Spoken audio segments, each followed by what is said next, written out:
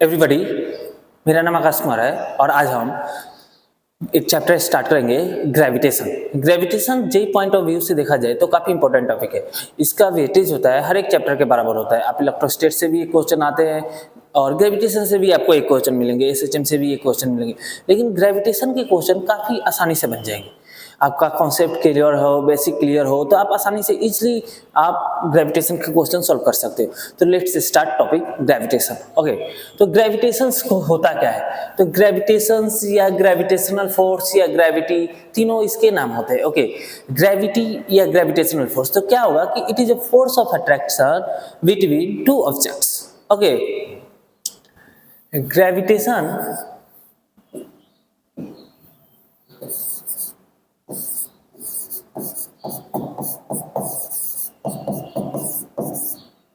it is force of attraction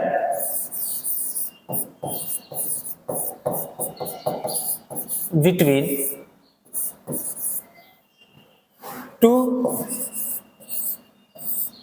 or more than two objects।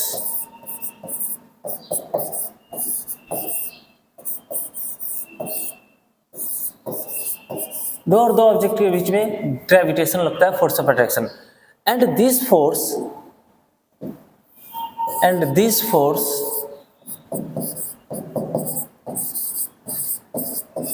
Is called as gravitational force.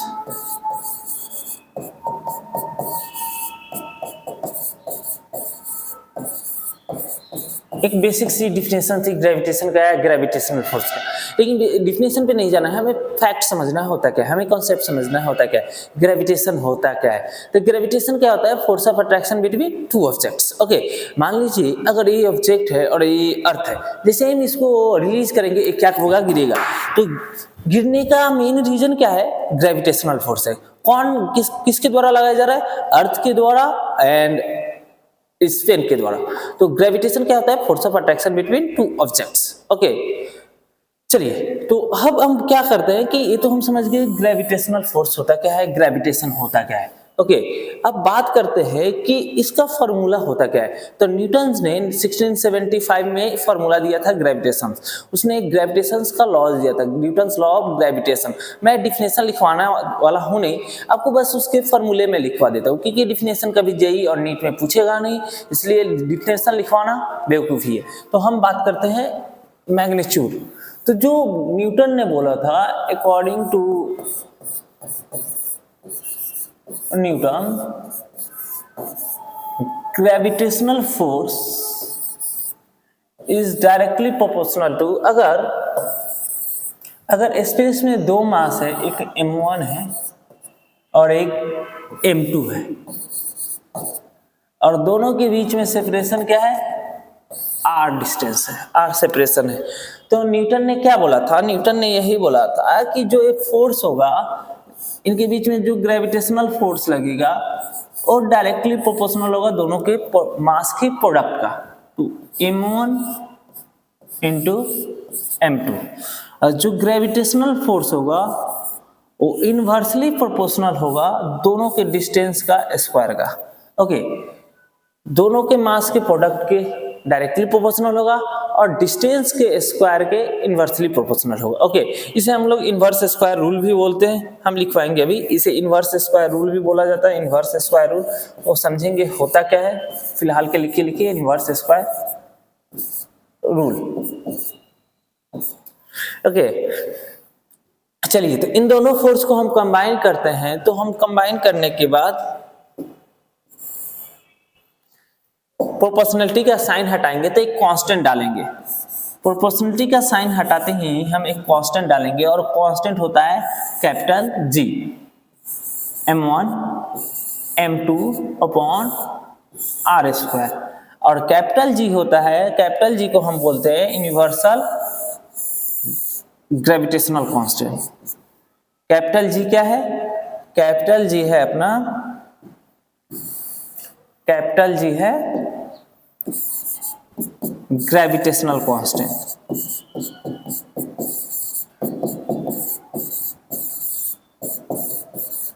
Gravitational constant. थोड़ा सा इसका value बताइए तो, what is the value of gravitational constant cap G? What is the value of gravitational constant G? Value and unit and dimension. तो capital G के बारे में बात करते हैं। कैपिटल जी क्या है? ग्रेविटेशनल कांस्टेंट है। ओके, जी क्या है? ग्रेविटेशनल कांस्टेंट है। थोड़ा सा बात कर लेते हैं। यूनिवर्सल ग्रेविटेशनल कांस्टेंट है, लिखा नहीं हूं लेकिन समझ जाइएगा, यूनिवर्सल होता है, यूनिवर्सल ग्रेविटेशनल कांस्टेंट। तो जी का वैल्यू होता है G equal to 6.67 into 10 to the power -11। Unit बात कर ले, अगर यूनिट बात कर ले तो यूनिट होता है न्यूटन मीटर स्क्वायर पर केजी स्क्वायर। ओके, इसे हम लोग क्वेश्चन सॉल्व करने के लिए हम ये भी लिख सकते हैं 20/3 into 10 to the power -11 newton metre square KG square. Okay, dimension का बात करें तो डायमेंशन इसका हो जाता है, डायमेंशन हो जाता है m, न्यूटन का होता है mLT-2, मीटर का होता है L स्क्वायर, केजी का होता है m square.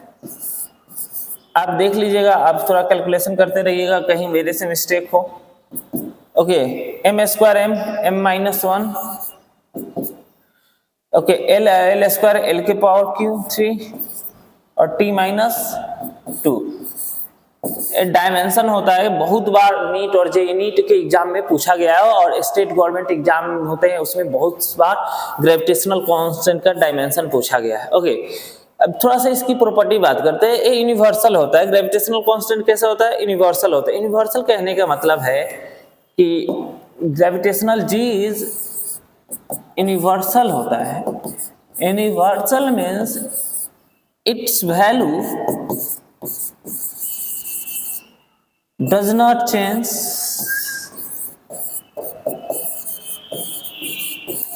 with the change in medium।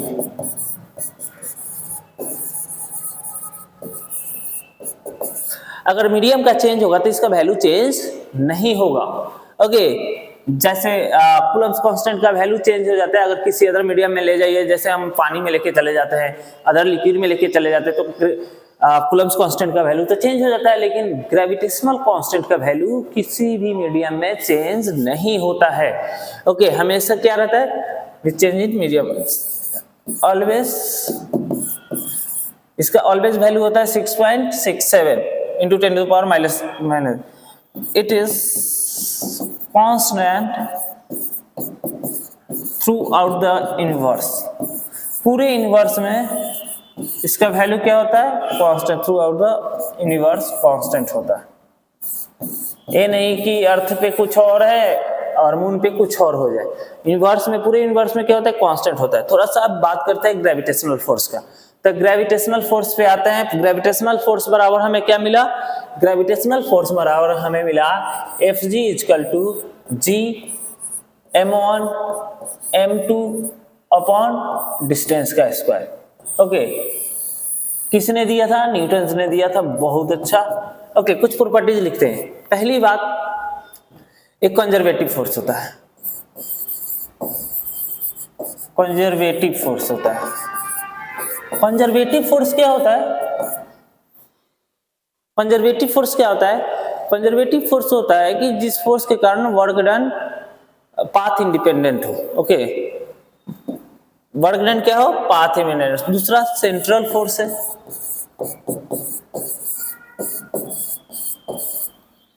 Attractive in nature होता है।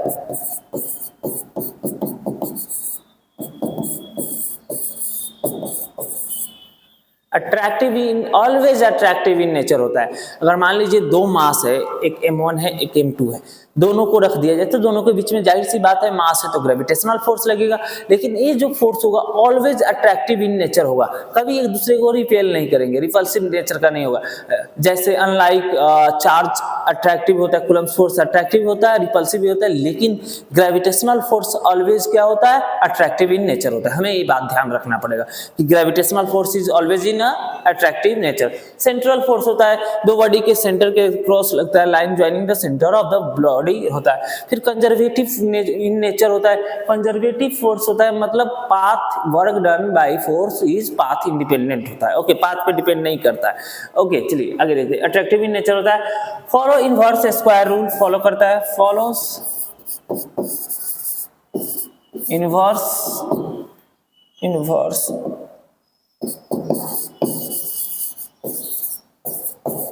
Square rule.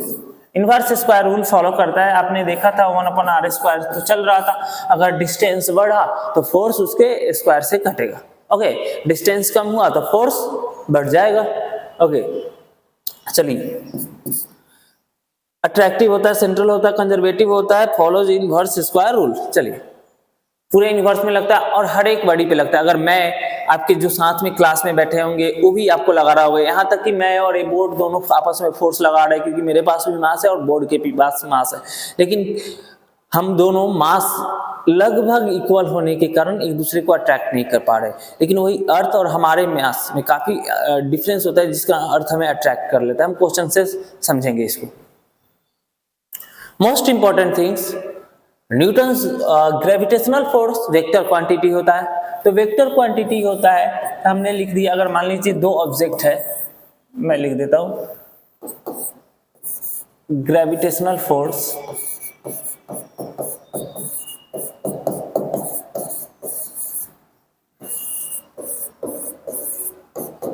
इन वेक्टर फॉर्म।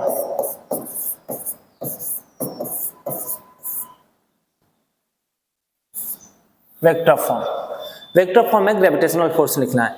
मान लीजिए एक ब्लॉक है जिसका मास है m1, एक और है बॉडी जिसका मास है m2, दोनों के बीच में सेपरेशन है r।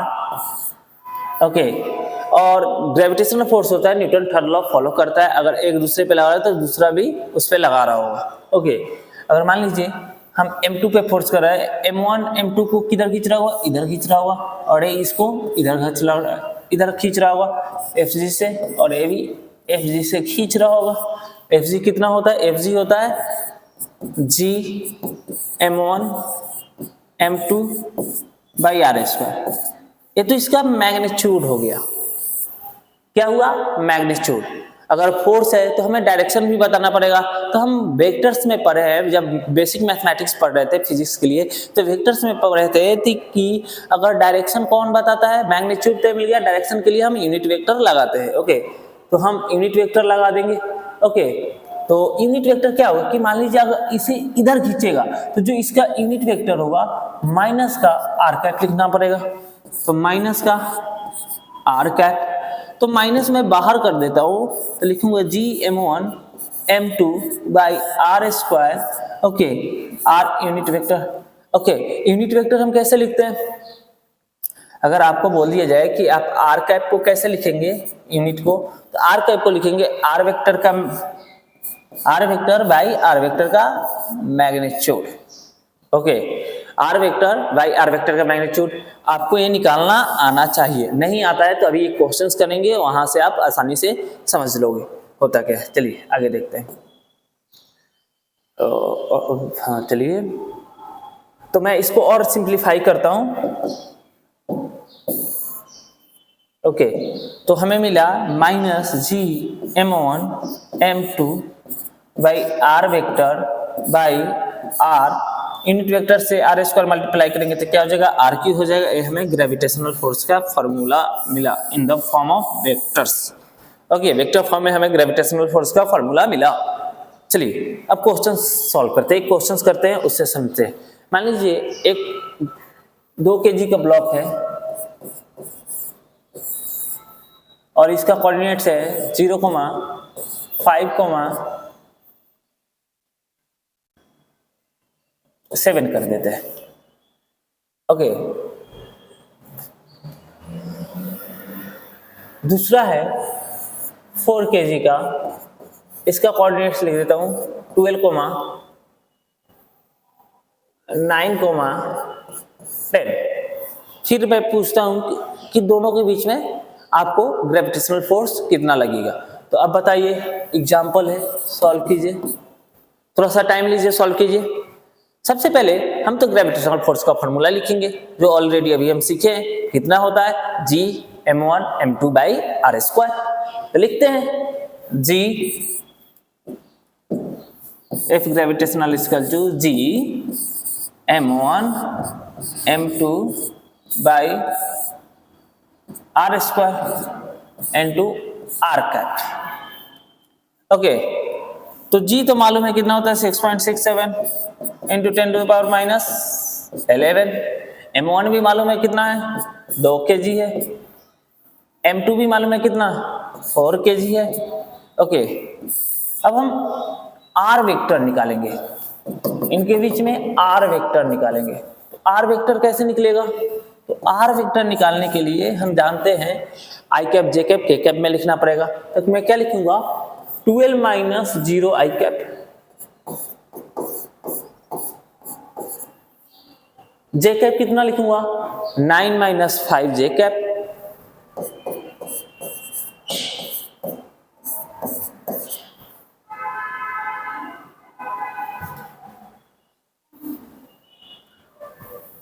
फिर मैं क्या लिखूंगा 10 माइनस 7 k कैप। वो कितना आ जाएगा 12 i cap plus 4 j cap plus 3 k cap. Okay, थोड़ा अब मैं मैग्नीट्यूड निकाल लूंगा इसका। तो मैग्नीट्यूड के लिए क्या करूंगा, मैग्नीट्यूड आप निकालना जानते ही हो। तो मैं क्या करूंगा 12 का स्क्वायर प्लस 4 का स्क्वायर प्लस 3 का स्क्वायर, ये कितना हो जाएगा 144 प्लस 16 प्लस 9, 144 प्लस 60 प्लस 9 हो जाएगा 169। अंडर रूट में 169 कितना देगा 13 दे देगा। ओके, इधर तो मैं आर वेक्टर लिखूंगा, R vector by R cube, यही होता है ना। तो चलिए 6.67 into 10 to power minus 11 into 2 into 4 8 into 12 i cap plus 4 j cap plus 3 k cap upon minus sign तो देना पड़ेगा बाहर में क्योंकि माइनस का आर है। ओके, आर होता है आर माइनस यहाँ पे कर देता हूं अपॉन 13 का क्यूब। सॉल्व कीजिएगा आपको आंसर आ जाएगा।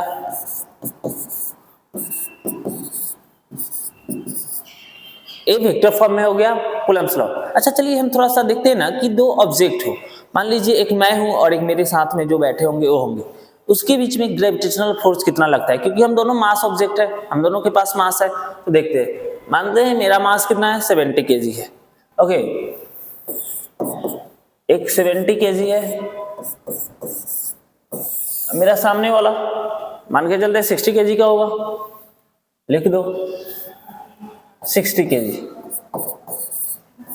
हम दोनों के बीच में डिस्टेंस कितना होगा, हम दोनों के बीच में डिस्टेंस कितना होगा, तो मान के चलते हैं 6 kg, सॉरी 6 मीटर। हम दोनों के बीच में डिस्टेंस कितना है 6 मीटर। तो हमारे बीच में ग्रेविटेशनल फोर्स लगेगा कितना। Okay, F gravitational equal to G m1 m2 by R square. Vector form में नहीं बताना, केवल मैग्नीट्यूड बताना है, ओनली मैग्नीट्यूड पे फोकस करना है, डायरेक्शन पे नहीं। G का वैल्यू होता है 6.67 into 10 to power minus 11। m1 कितना है 70, m2 कितना है 60, डिस्टेंस कितना है 6, तो 6 का स्क्वायर। सॉल्व कीजिए। ओके, मैं सॉल्व करता हूँ 6.67 into 7 into 6 into 10 to the power minus 11 9। Okay, 36। आप सॉल्व कीजिएगा तो a6 इसको मार देगा 6 टाइम्स, a6 लगभग 1/7 into 10 to power minus 1 something into 10 to the power minus 9। 10 to the power minus 9, क्या ये बड़ा वैल्यू है या छोटा वैल्यू है?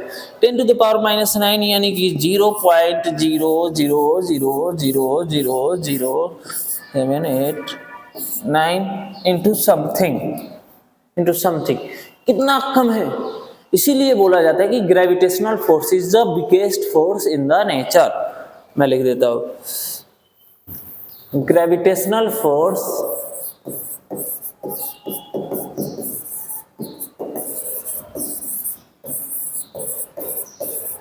is weakest force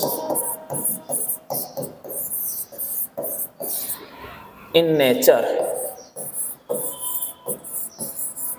देखिए ना वीकेस्ट फोर्स है, क्योंकि ये देखिए ना, हम दो ऑब्जेक्ट थे 60 केजी 70 केजी, लेकिन हम दोनों के बीच में एक फोर्स लग रहा है वो 10⁻⁻⁹ न्यूटन के टर्म में लग रहा है।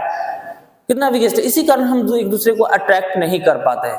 ओके, तो आज के लिए बस इतना ही। ओके, मैं आपको थैंक यू लिख देता हूँ, थैंक्स फॉर वाचिंग।